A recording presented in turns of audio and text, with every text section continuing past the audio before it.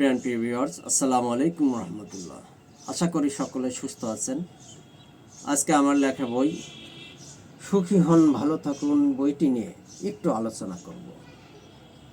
এই বইটিতে আমরা পাঠকদের পড়ানোর জন্য, পাঠকদের বোঝানোর জন্য আমরা আলোচনা করেছি মূলত সুখ কিভাবে পাওয়া যায়, দুঃখ কিভাবে লাঘব করা যায়। কারি টাকা থাকলে, ধন সম্পদ থাকলে সুখী হওয়া যায় না।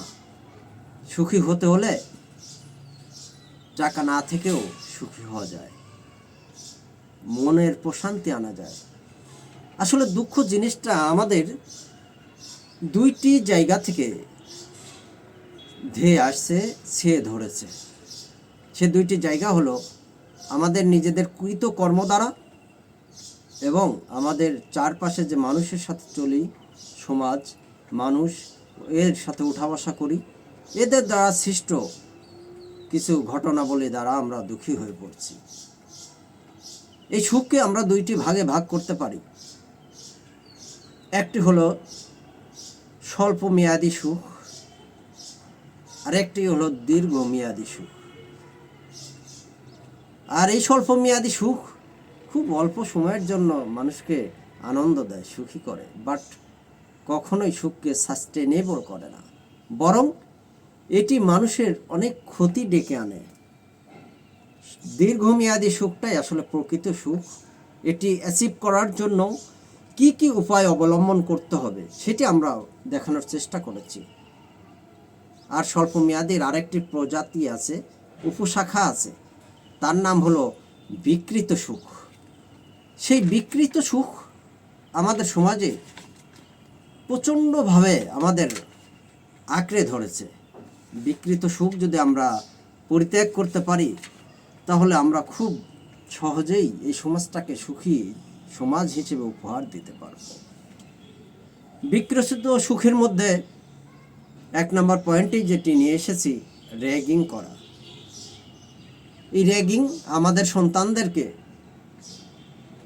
ইউনিভার্সিটি, কলেজে এই কালচারটি ধ্বংস করে দিচ্ছে। সিনিয়ররা লিডার একটি ভাব দেখাচ্ছে, সিনিয়রগিরি করছে, আর জুনিয়রদের দিয়ে নানান ধরনের খারাপ কাজ, অপকর্ম ভার্সিটি, কলেজে ভর্তি হওয়ার পরেই তারা এই অপকর্মের সাথে জড়িয়ে পড়ছে, তাদেরকে রপ্ত করাচ্ছে। 2 নম্বরে 31st নাইটে বা সাকরাইন উৎসবে ফানুস উড়ানো, পটকা ও আতশবাজি ফোটানো, ডিজে পার্টির তালে গান করা। এই ঈদেও কিন্তু ডিজে পার্টির তালে কম মানুষ গান করবে না। এটি আসলে সাময়িক একটি সুখ, কিন্তু পরিণামে এর ভয়াবহতা অনেক রয়েছে। ঘোড়ায় ঘোড়ায় যুদ্ধ, ষাঁড়ের লড়াই, বাহুবলী, গায়ের চামড়ায় আংটা লাগিয়ে ঝুলিয়ে থাকা, মানুষকে হত্যা করা, গাড়ি বা বিমানের দরজায় দাঁড়িয়ে সেলফি ওঠা, যে কোনো অ্যাডভেঞ্চার মোডে ও রিস্কি পজিশনে সেলফি ওঠা, মোটর বাইকে জিগজাগ করা ও একাধিক মোটর সাইকেলের রাস্তায় প্রতিযোগিতায় নামা, মানুষ বা যে কোনো প্রাণী হত্যায় আনন্দ উল্লাস ও নৃত্য করা, পশু প্রাণীর সাথে সেক্স করা, মেয়েদের দেখলে টিস ও ইভ টিজিং করা, গে সেক্স করা, বউকে খুশি করতে এবং বউয়ের সুখ নিতে বাবা মাকে কষ্ট দেয়া, ক্ষতিকর প্রাণী হলেও খাওয়া, বিশ্রাম ও প্রাকৃতিক কার্য সম্পাদনের সময় হত্যা করা, কারো দোষ ত্রুটি বর্ণনা করে মজা পাওয়া, কারো অসুন্দর নামে ডেকে সুখ অনুভব করা, অশ্লীল ভাষায় মানুষকে গালাগালি করা, অন্য ধর্মের প্রতি কটাক্ষ গালিগালাজ করা, শত্রু হোক আর খারাপ মানুষ হোক, যে কারণ মৃত্যু সংবাদ শুনে খুশি হওয়া, এগুলো বিকৃত সুখ। গাছে উঠে পেশাব করা, কারো বাড়িতে ঢিল ছোড়া ও ঘরের ভিতর লেজার লাইট ছোড়া, চলন্ত গাড়িতে ঢিল ছোড়া, কারো ঘরে উঁকি দেওয়া, সুখে দুঃখে নিজ গায়ে চাবুক মারা, নিজের স্যান্ডেল জুতা অন্যকে দিয়ে খোলা, স্যান্ডেল জুতা পায়ে রেখে অন্যকে দিয়ে পলিশ করানো, মানুষকে বাহন বানানো এবং পিঠে উঠে এক স্থান থেকে অন্য স্থানে গমন করা, নিজের জুতা ছাত্র, মুরিদ, সহকারী বা অন্য কাউকে দিয়ে বহন করানো, নিজেকে চেনাতে সামনে পিছনে গাড়ির প্রোটোকল বা শো ডাউন করা, মৌচাকে ঢিল ছোড়া, কাজের বউ অথবা গাড়ির ড্রাইভারকে নিজের পাশে বসায়ে না খাওয়ানো এবং নিম্নমানের খাবার দেওয়া। কাজের বুয়া এবং ড্রাইভার যারা আমাদের অধীনস্থ তাদের সাথে ভালো ব্যবহার করতে হবে, তাহলে প্রকৃত সুখ পাওয়া যাবে। অফিসের বসদের র্যাঙ্কিং অনুসারে একসাথে বসে খাওয়া, অপেক্ষাকৃত কম র্যাঙ্কিংয়ের কর্মচারীদের সাথে না বসা, এটি ব্রিটিশরা শিখিয়েছে একটি খারাপ কালচার আমাদের। প্রতিবেশী বা আশেপাশের লোকদের থেকে নিজেকে বড় ভেবে সুখী হওয়া, নিজেকে অনেক বেশি জ্ঞানী মনে করে তৃপ্ত হওয়া,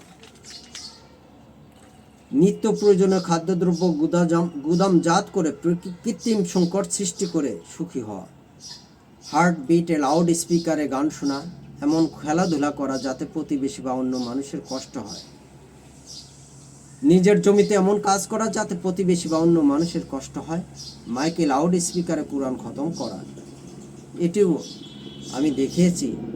কিন্তু মনে রাখবেন, এই কথাটি দ্বারা অনেক ফিতনা তৈরি করতে পারে অনেকেই। আল্লাহ তাআলা কুরআনে বলেছেন, আর যখন কুরআন পড়া হয় তখন তা মনোযোগ দিয়ে শোনো এবং চুপ থাকো, যাতে তোমাদের প্রতি দয়া করা হয়। সূরা আরাফ আয়াত 204। আচ্ছা বলুন তো, এই কুরআন খতম যদি লাউড স্পিকারে করা হয় তাহলে এই আয়াতটির কি আমল করা হয়, না এই আয়াতটি বিরোধিতা করা হয়? মানুষ কাজ করছে, চেঁচামেচি করছে, ঝগড়া ফ্যাসাদ করছে, মারামারি করছে, পাশেই লাউড স্পিকারে মাইকে আপনি কুরআন খতম দিচ্ছেন। তো অথচ আল্লাহ বলছেন কুরআন যেখানে পড়া হয়, কুরআন পড়া শুনলেই, কুরআন তোমার কানে আসলেই, এই আয়াত যদি কানে আসে তুমি শোনো, শ্রবণ করো, মনোযোগ দিয়ে শোনো, নীরবে শোনো, চুপ থাকো। আশা করি বুঝতে পেরেছেন। বিকৃত সুখগুলো আমরা পরিহার করি, আমাদের সুখী জীবন আমরা নিজেরাই নিজেদের উপহার দেই। সকলকে ধন্যবাদ।